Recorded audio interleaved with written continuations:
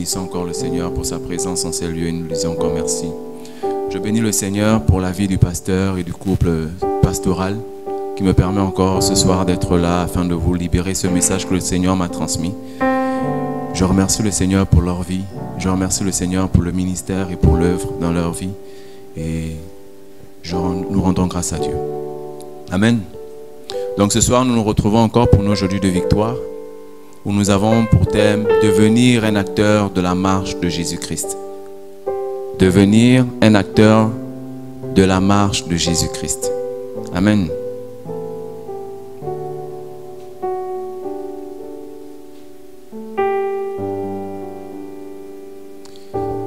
La popularité de Jésus était tellement grande qu'il ne se déplaçait pas seul. Il avait toujours autour de lui, comme la Bible nous le dit, une grande foule qui le suivait. Toutefois, Jésus savait que toutes les personnes qui étaient autour de lui n'étaient pas là pour être sauvées, n'étaient pas là pour la parole, mais qu'ils étaient là pour leurs propres besoins. On voyait toute une grande foule suivre un seul homme, mais cette grande foule n'était inspirée que par un seul besoin. Il y a plusieurs appellations selon les lieux qui définissent un ensemble de personnes regroupées pour un événement particulier, pour une occasion particulière. Les foules, les partisans dans le domaine politique, les spectateurs, les figurants dans les films. Mais tout ça définit uniquement un seul mot, la foule, un regroupement de personnes. Et en ce temps-là, à cette époque, quand nous lisons la Bible, Jésus ne se déplaçait jamais seul. Il était toujours accompagné. Il suffisait qu'il arrive quelque part et le lieu se remplissait. Il suffisait qu'on entende le nom de Jésus et les foules s'amassaient. Il y avait tellement de personnes quand Jésus arrivait dans un lieu. Nous allons lire dans le livre de Marc 10, 46. Ils arrivèrent à Jéricho. Lorsque Jésus sortit de la ville avec ses disciples et une assez grande foule, Bartimée, le fils aveugle de Timée, était assis en train de marcher, en train de mendier au bord du chemin. Marc 10, 46. Ils arrivèrent à Jéricho. Lorsque Jésus sortit de la ville avec ses disciples et une assez grande foule, Bartimée, le fils aveugle de Timée, était assis en train de mendier au bord du chemin. Nous lisons encore dans Luc 19, 1, 10. Jésus était entré dans Jéricho et traversait la ville. Or, un homme riche, appelé Zachée, chef des collecteurs d'impôts, cherchait à voir qui était Jésus. Mais il n'y parvenait pas à cause de la foule, car il était de petite taille. Toujours la foule. Nous continuons notre lecture dans 8, 43. Dans Luc 8, 43, 48. Or, il y avait une femme qui souffrait d'hémorragie depuis 12 ans. Elle avait dépensé tout son bien chez les médecins, mais aucun n'avait pu la guérir. Elle s'approcha par derrière et toucha le bord du vêtement de Jésus. Son hémorragie s'arrêta immédiatement. Jésus dit, « Qui m'a touché ?» Comme tous s'en défendaient, Pierre et ceux qui étaient avec lui dirent, « Maître, la foule t'entoure et te presse et tu dis, qui m'a touché ?» Toujours la foule. Donc pour nous dire qu'à chaque fois que Jésus se déplaçait, chaque fois que Jésus faisait un pas, quel que soit le lieu, même s'il entrait dans une maison, cette maison était complètement remplie. Les abords de cette maison, il n'y avait même plus de place. Comme quand nous vont dans les causeries politiques, dans des rassemblements. Parfois, quand un homme, une autorité d'une ville arrive, les lieux sont remplis. Tout le monde veut voir cette personne.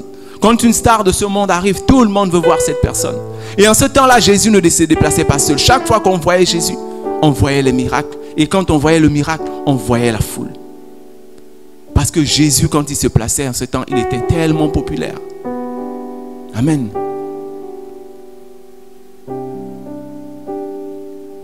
Luc 14, 26 nous dit, « Si quelqu'un vient à moi, et s'il ne hait pas son père, sa mère, sa femme, ses enfants, ses frères et ses sœurs, et même sa propre vie, il ne peut être mon disciple. » Luc 14, 26. « Si quelqu'un vient à moi, Et s'il ne hait pas son père, sa mère, sa femme, ses enfants, ses frères, ses sœurs, et même sa propre vie, il ne peut être mon disciple.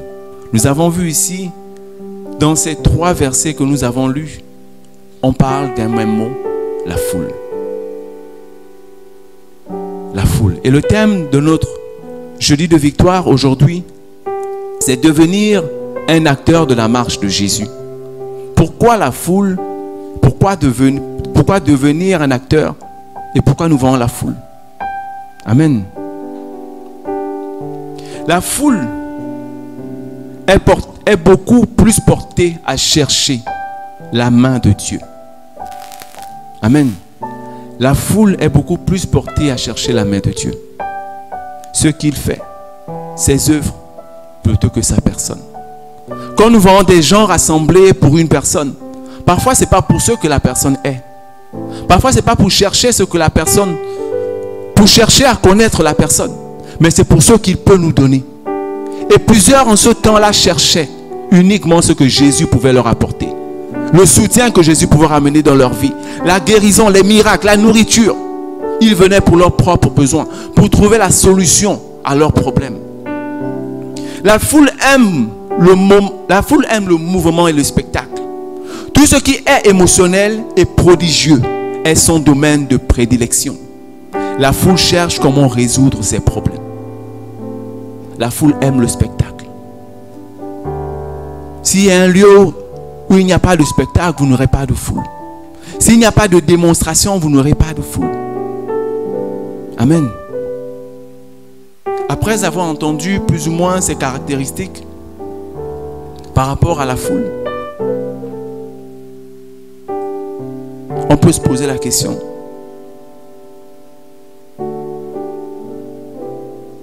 Et toi ce soir, est-ce que quand tu vois cette foule,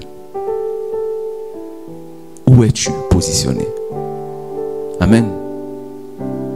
Par rapport à la foule, où es-tu positionné?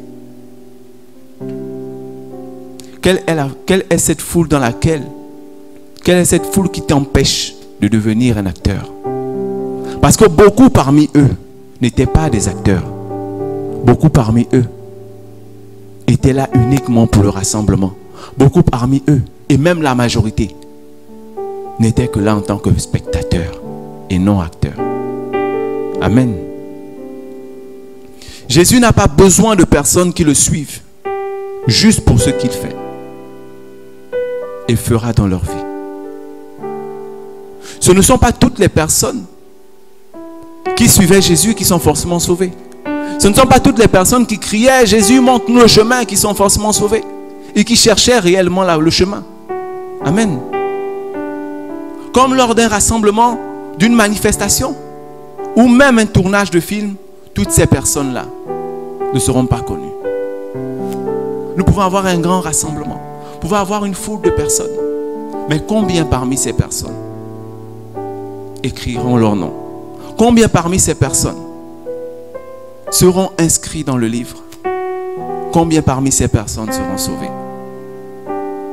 Plusieurs personnes remplissent les églises, tombent pendant les délivrances, prient, jeûnent, chantent, adorent. Ils sont toujours présents à tous les programmes, sont réguliers dans leurs dîmes et dans leurs offrandes. Mais après tout ça, sont-ils réellement sauvés? Sont-ils réellement des acteurs? Nous nous réunissons chaque jour. Nous célébrons le Seigneur quand il y a un programme. Quand nous entendons qu'un grand homme de Dieu arrive, nous sommes présents, nous prenons le premier billet. Nous prenons le billet le plus cher, la place la plus chère. Mais est-ce que nous sommes réellement des acteurs? Est-ce que quand tu regardes cette foule dont on nous parle dans la Bible, est-ce que tu ne te réfères pas à cette foule? Est-ce que tu ne te vois pas dans cette foule? Est-ce que tu ne suis pas le spectacle? Mais qu'est-ce que Dieu veut de toi? Est-ce que Dieu veut que tu restes en tant que spectateur? Est-ce que Dieu veut que tu regardes uniquement ce qui se joue? Ou bien Dieu veut que tu participes? Ou bien Dieu veut que tu sois un acteur de cette marche-là? Parce que ce n'est pas juste de marcher, être derrière Jésus, mais c'est être un acteur. Être un acteur, c'est participer. Être un acteur, c'est être connu, c'est être utilisé. Nous suivons des films. Être un acteur, c'est participer même à l'action. C'est être présent. C'est écrire son nom. Plusieurs personnes sont dans des films. Nous avons vu le film de Jésus. Mais est-ce que nous connaissons le nom de toutes ces personnes qu'on a vues derrière Jésus? Est-ce que nous connaissons toutes les personnes qui ont crié Jésus, Jésus? Pas du tout. Nous connaissons juste quelques personnes, mais pas toute la foule. Mais ce soir, Dieu veut que tu demeures dans ta victoire. Pas en tant que spectateur, mais en tant qu'acteur. Parce que ce soir, tu n'es pas là dans un rendez-vous pour chercher la victoire. Tu es là parce que tu es déjà dans la victoire. Mais peut-être tu ne te rends pas compte que cette victoire-là, tu l'as déjà acquise par Jésus-Christ à la croix. Amen. Quand nous prenons le temps de regarder attentivement la foule qui suivait Jésus et qui criait « Jésus, fils de David, montre-nous le chemin ». En quoi sommes-nous différents aujourd'hui? Ou est-ce seulement un changement d'époque ou de style? Parce que ça peut être juste le décor qui a changé. Jésus n'est peut-être pas là physiquement. Mais peut-être c'est la même chose. Peut-être nous vivons la même chose cette fois-ci dans les églises, cette fois-ci dans les 4 murs, cette fois-ci dans des grands lieux, dans des stades, dans des gymnases, dans des espaces où nous venons suivre des programmes. Nous venons parce que nous voulons voir cet homme de Dieu qui est tellement célèbre à la télévision, qui fait tellement de prodiges et de miracles, comme le faisait certainement Jésus. Mais quand nous nous voyons, quand nous regardons la foule, est-ce que nous sommes différents? Ou ce sont juste nos vêtements qui sont différents? Amen.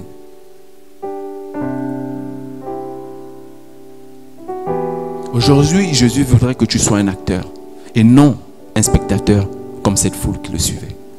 Amen. Ce qui intéresse Dieu ce soir, c'est ta victoire. Celle d'avoir des disciples plutôt que d'avoir une foule de personnes centrées sur elles-mêmes et ne cherchant qu'une seule chose, la main de Dieu. Dieu ne veut pas te voir juste l'enceinte en tant que spectateur. Tu finis de regarder la scène, tu finis d'assister au programme, tu dis waouh, c'était magnifique, waouh, c'était touchant, waouh, c'était émouvant. Mais quand tu rentres chez toi, là, ta vie est pareille. Ta vie n'a pas changé. Parce que plusieurs personnes qui suivaient Jésus, après avoir mangé, après avoir vu les miracles, leur vie ne changeait pas. Ils étaient les mêmes. Qu'est-ce que Dieu veut faire de toi ce soir? Être celui qui est assis sur la chaise. Être celui qui finit d'écouter un culte et qui, dès que le culte finit, il tourne son dos, il s'en va. Être celui qui vient juste assister à un programme comme s'il était un invité. Être celui qui vient assister à un programme parce qu'il a entendu parler. Ou être réellement une personne. Une personne qui sert réellement. Une personne qui veut réellement être un acteur. Qui veut participer à la marche de Dieu, de Jésus. Qui veut accompagner et être utile à Jésus. Qui veut dans tous les domaines de sa vie s'abandonner à Jésus. Ce soir, la victoire que Dieu veut, Dieu cherche des personnes qui étaient dans la foule et qui ont fait le choix de ne plus se focaliser sur sa main, donc sur la main de Dieu, mais plutôt sur son cœur. Dieu ne cherche plus des personnes qui sont juste dans la foule, mais il cherche des personnes qui ont décidé de sortir de la foule, qui ont fait le choix de venir à lui et de marcher, d'être des acteurs et non des spectateurs, et non des partisans, et non de simples personnes qui sont là juste pour augmenter le nombre de la foule, le nombre de personnes. La foule veut voir des miracles pour croire. Mais ce soir, la victoire de Jésus, c'est que tu puisses, c'est que tu crois sans avoir vu. Ce soir, Jésus te dit, je veux que tu crois sans avoir vu. Amen. Il veut encore que ce soir, ta victoire ne soit plus juste sur les lèvres, mais que ce soit plus juste assis comme, mais que tu ne sois plus juste assis comme un spectateur. Que tu puisses voir au-delà du rideau, au-delà du rang des spectateurs, au-delà, Dieu veut que tu entres même dans les coulisses. Dieu veut que tu participes à tout ce qui se fait. Dieu veut que tu assistes Jésus. Dieu veut que tu marches avec Jésus. Dieu veut que tu sois dans le plan de Jésus. Il doit y avoir un moment de ta vie où tu dois te démarquer de la foule. Le disciple, c'est celui qui veut ressembler au maître. Le disciple, c'est celui qui veut ressembler à son maître en tout point. Dans la foi, dans l'amour, dans l'humilité, dans la pureté, dans la connaissance. C'est quelqu'un comme Paul disait, soyez mes imitateurs comme moi je suis imitateur de Jésus. Un disciple, c'est quelqu'un, quand on le voit, on n'a pas besoin de demander c'est le fils de qui? C'est le serviteur de qui? Il parle au nom de qui? Nous avons l'habitude de voir à la télévision quand nos autorités viennent au nom de son excellence. Quand nous les voyons même à la télévision, nous savons qu'ils viennent au nom. Alors, c'est cela un disciple. Il doit refléter, il doit ressembler à son maître. Quand nous venons là devant, quand nous sortons de cette assemblée, quand nous sommes dans nos lieux de travail, nous devons refléter l'image de Jésus. On doit t'appeler pasteur sans que toi-même tu ne puisses même montrer que c'est ce que tu fais. Sans pour autant dire, je veux dire. Mais juste ton comportement, juste ton attitude, juste ton caractère, juste ce que tu fais, tes œuvres, doivent refléter, doivent ressembler à ton maître. Le disciple ne vit plus pour lui-même, mais pour son maître. Il travaille activement à ce que la gloire de son maître soit reflétée à travers sa vie. La vie de son maître devient sa seule source d'inspiration. Les paroles de son maître deviennent sa source de motivation. Amen. Nous devons à chaque instant refléter la gloire de notre maître. Quand on nous voit, nous devons marcher selon la parole de notre maître. Ça doit être notre source de motivation, sa parole. Quand nous sommes dans des difficultés, quand nous sommes dans des situations difficiles, quand nous sommes confus et partagés. Amen. Nous lisons Jean 6, 66. Dès ce moment, plusieurs de ses disciples se retirèrent et ils n'allaient plus avec lui. Jésus donc dit aux 12, et vous, ne voulez-vous pas aussi vous en aller? Simon-Pierre lui répondit, Seigneur, à qui irions-nous? Tu as les paroles de la vie éternelle. Lorsque nos aspirations ne sont pas nourries par le désir de chercher le cœur de Dieu, mais par contre sa main, à un moment donné, nous n'avons plus de force. À un moment donné, une simple situation peut nous faire changer. Une simple situation, un simple événement peut faire basculer toutes les années de foi. Toute la marche chrétienne. Comme un simple feu de paille.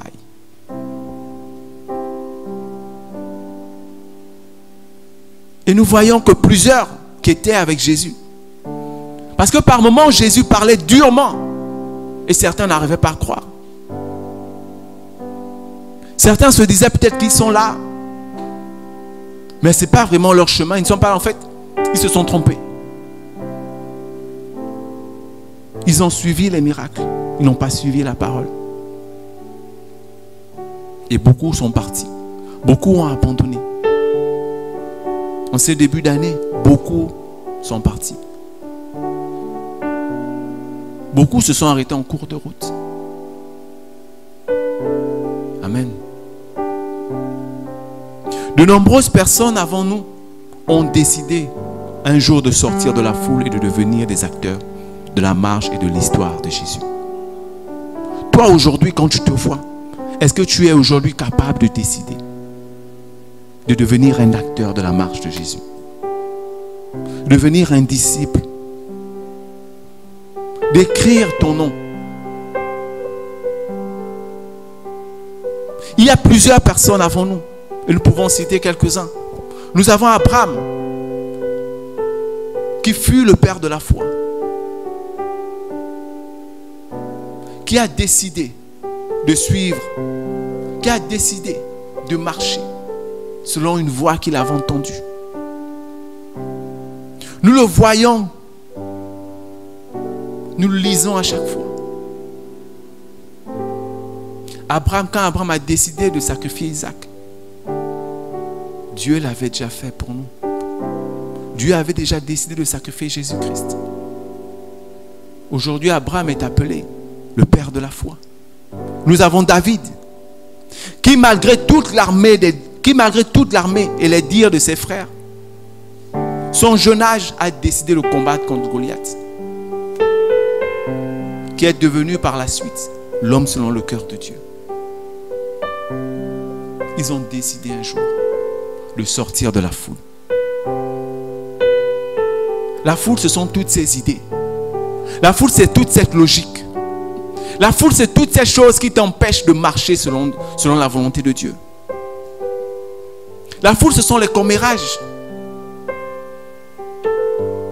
Nous avons plusieurs personnes. On a le cas de Zachée,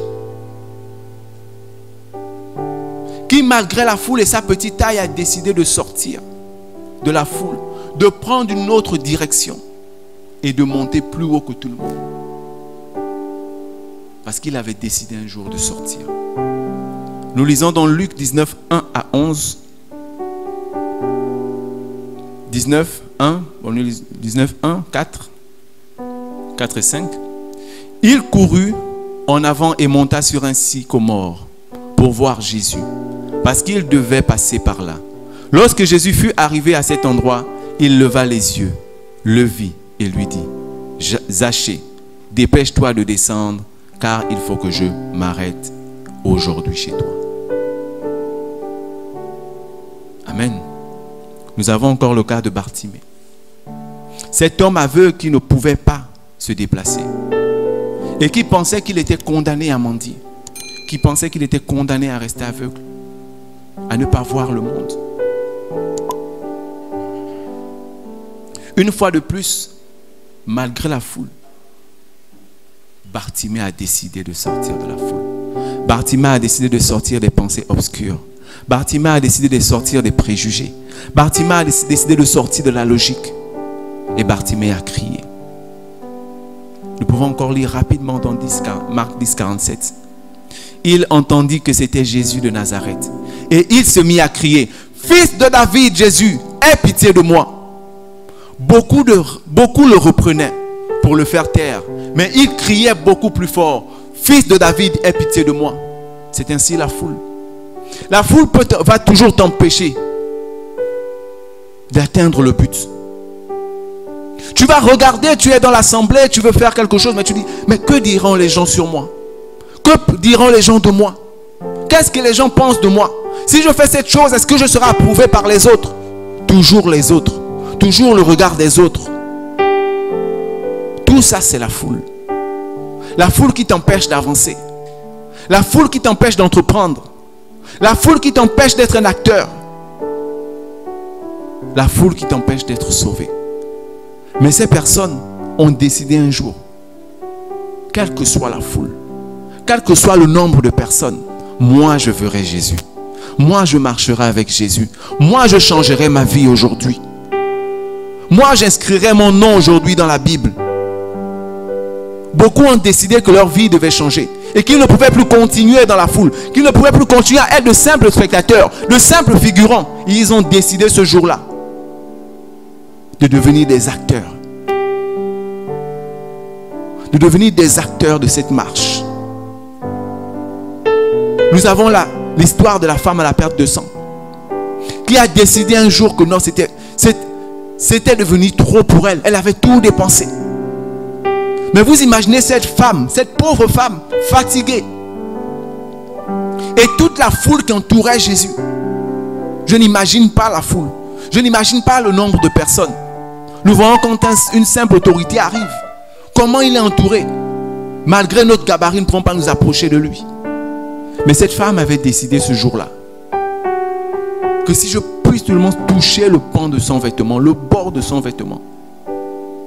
Mais il lui restait la foule. Après cette décision en elle, il lui restait la foule. C'est sûr qu'elle a dû se poser la question, mais comment je ferais? Comment je pourrais toucher Jésus? Mais parce qu'elle avait décidé de sortir de cette situation. Quelle situation qui te retient encore sur ta chaise? Quelle situation qui te retient encore sur ton lit d'hôpital? Quelle situation qui te retient encore dans ta maison? Quelle situation qui te retient encore dans ton lieu de travail? Quelle situation qui te retient encore dans ton standing de vie? Quelle situation tu peux comparer à celle de Jésus? Cette femme a défié la foule. Cette femme a traversé la foule. Elle a touché Jésus. Elle a touché Jésus.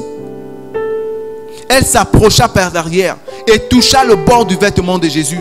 Son hémorragie s'arrêta immédiatement. Sa situation a changé immédiatement. Ta situation perdure depuis des années. Depuis très longtemps, tu as pensé que tu es maintenant né de nouveau. Depuis très longtemps, tu fréquentes les églises.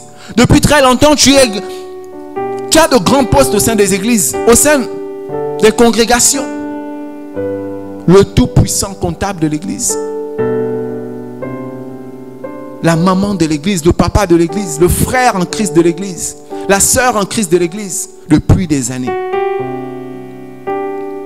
Mais est-ce qu'à un moment tu t'es posé la question si réellement tu marches avec Jésus? Et nous sommes plusieurs comme ça, à venir chaque matin, à respecter les programmes, à respecter les dîmes et les offrandes. Mais nous ne nous posons pas cette question. Si réellement nous avons décidé, ou si nous avons encore un pied à l'extérieur, un pied dedans, un pied dehors. Mais avec Jésus, il n'y a pas un pied dedans, un pied dehors. Avec Jésus, soit tes deux pieds sont à l'intérieur, soit tes deux pieds sont à l'extérieur. Mais nos pensées nous mentent et nos pensées nous trompent. Que oui, le dimanche, je peux venir. Oui, le jeudi, je peux venir. Oui, le mardi, je peux me connecter. Oui, le mercredi, je peux. Oui, je peux. Mais réellement, ton intimité, quand toi-même tu te regardes, est-ce que tu ressembles à Jésus? Est-ce que quand tu lis, tu regardes, tu vois tes attitudes, tu dis, oui, ça reflète un peu l'attitude de Jésus. Amen. Dieu veut des disciples. Dieu veut des disciples et non des spectateurs. Dieu veut des disciples et non une foule de personnes. Ne remplissons pas juste des églises pour dire que je suis dans la méga church. Pour dire que mon église est une grande église où il y a des grands miracles. Mais venons pour chercher le cœur de Dieu. Amen.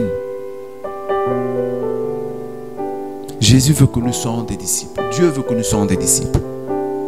Dans Matthieu 28, 19, il dit: allez, faites de toutes les nations des disciples, les baptisant au nom du Père, du Fils et du Saint-Esprit.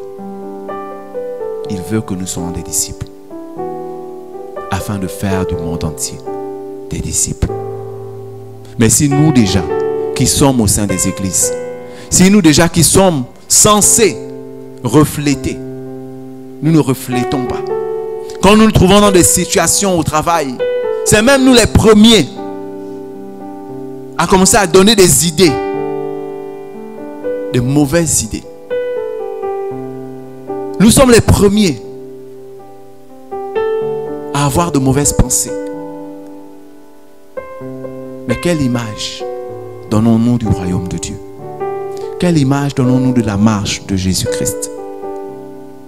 Est-ce que nous sommes de vrais acteurs ou nous sommes de simples figurants? Parce qu'un figurant, il n'a rien à faire. Un figurant, il passe, il repasse, On voit juste des gens passer. On sait qu'il y a du monde, c'est rempli. Mais un acteur, il sait, il a un scénario. Un acteur, il a quelque chose à faire. Un acteur, il a des actes à poser. Il a des paroles à dire. Il a tout un texte à réciter. Il a un but à atteindre. Il faudrait que ce film soit bien tourné. Il faudrait que je soutienne bien mon candidat.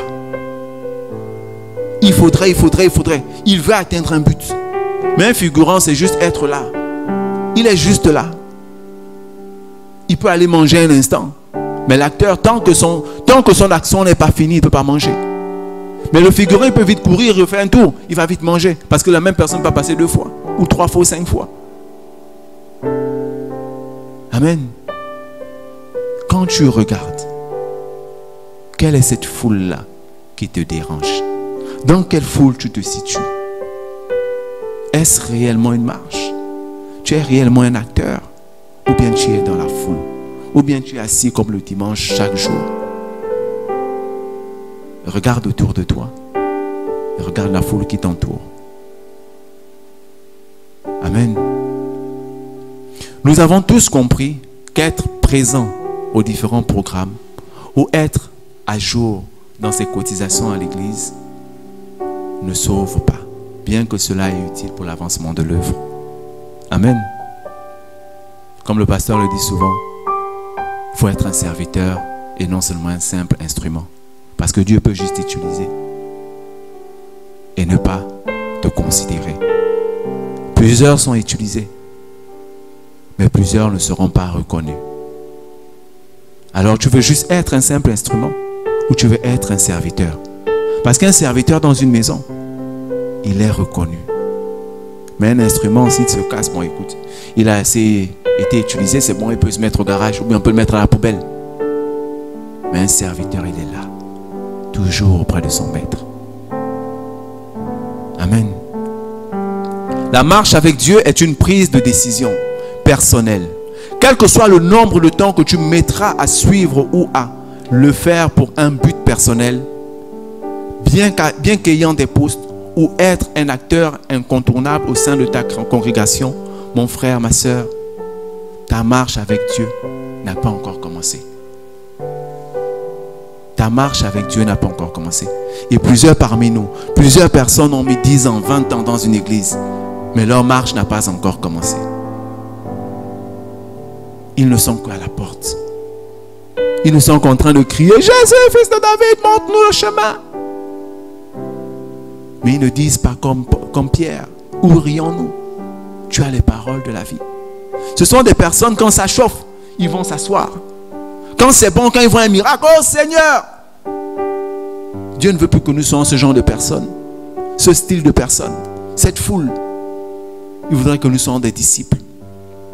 Donc, nous avons quelques points. Comment faire pour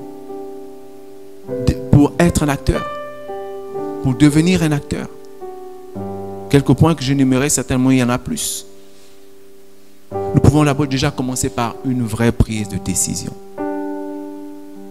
On pourrait dire une prise de conscience, mais une prise de décision.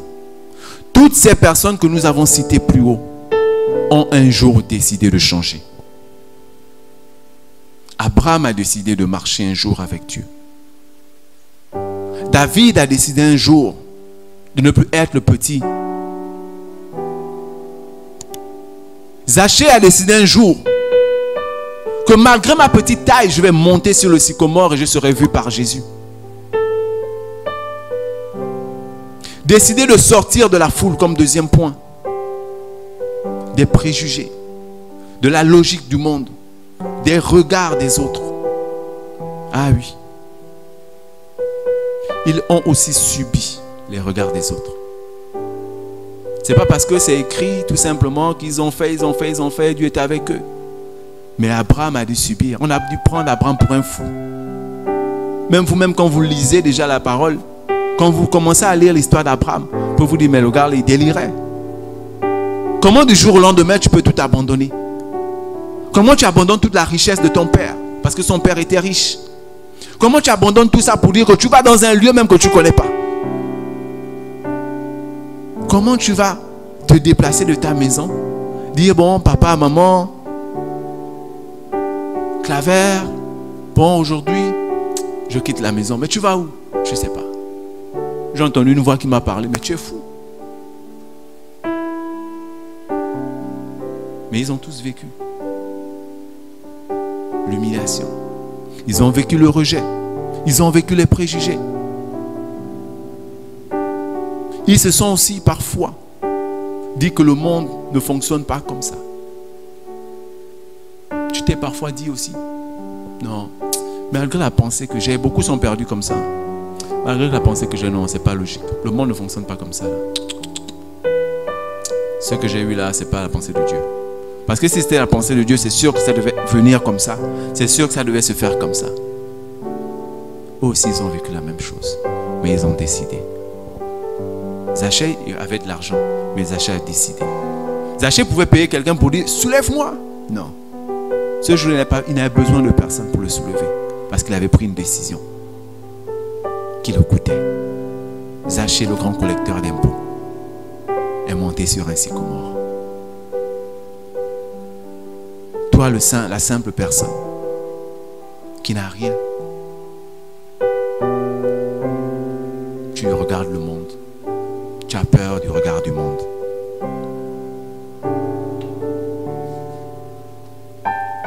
Luc 14, 26. Si quelqu'un vient à moi, et s'il ne hait pas son père, sa mère, sa femme, ses enfants, ses frères et ses sœurs, et même sa propre vie, il ne peut être mon disciple.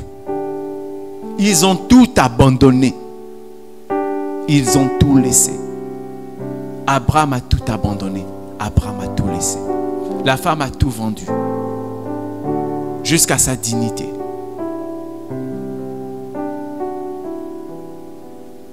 Zachée a tout abandonné. Jusqu'à son autorité. Amen. Troisième point. Décider de regarder au cœur de Dieu et non à sa main. Jésus était toujours accompagné d'une multitude de personnes, mais dont le désir n'était porté que sur les miracles. Plusieurs remplissent les églises, plusieurs remplissent les lieux de culte uniquement parce qu'ils ont des problèmes. Uniquement parce qu'ils veulent trouver une solution à leurs problèmes. Décider d'abandonner sa vie à Jésus. Jésus est le bon berger. Et tout comme les brebis, nous pouvons décider de nous abandonner complètement à lui. Parce que tout comme les brebis ne choisissent pas où elles vont, en nous abandonnant aussi, nous décidons de lui laisser diriger nos vies. Amen.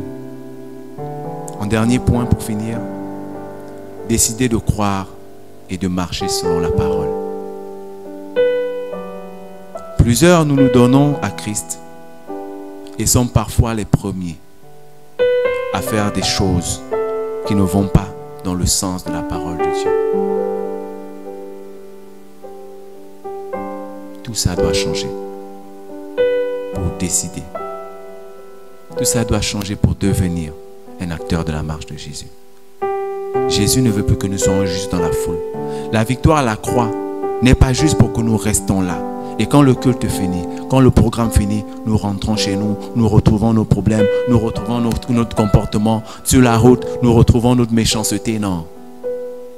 Il voudrait que nous changeons afin de lui ressembler, afin de l'appartenir. Amen. Nous bénissons le Seigneur pour sa parole. Seigneur, nous te bénissons, nous te rendons grâce encore pour cette parole que tu as libérée ce soir. Père éternel, je crois au nom puissant de Jésus-Christ, Seigneur, que c'est toi qui te manifestes dans nos vies.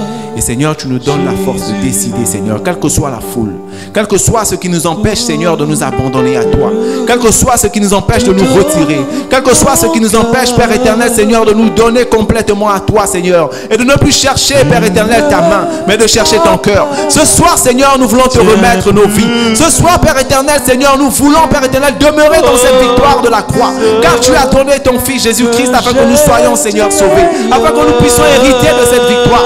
Et ce soir, Seigneur, nous décidons, Seigneur, de nous abandonner à toi. Comme des brebis ne choisissent pas le chemin. Seigneur, nous te faisons berger de nos vies, afin de nous diriger, afin de nous conduire vers le vert pâturage, vers des eaux paisibles. Nous avons besoin de toi ce soir. Remplis-nous pleinement, Seigneur. Inonde-nous complètement. Car nous voulons être des acteurs. Car comme ces hommes, Père éternel, et ces femmes, Père éternel, qui ont décidé un jour, Seigneur, de changer la situation, de commencer la marche, Seigneur. Quelles que soient les années, Seigneur, que j'ai dans cette assemblée, quel que soit le temps que j'ai mis, Père éternel, Seigneur, aujourd'hui, je veux réellement, Seigneur, marcher avec toi. Seigneur, je libère, Seigneur, tout ce qui m'attachait. Je laisse derrière moi, Seigneur, tout ce qui me bloquait, Seigneur. Je m'abandonne à toi, Père éternel. Je m'abandonne complètement à toi, Seigneur. Alléluia.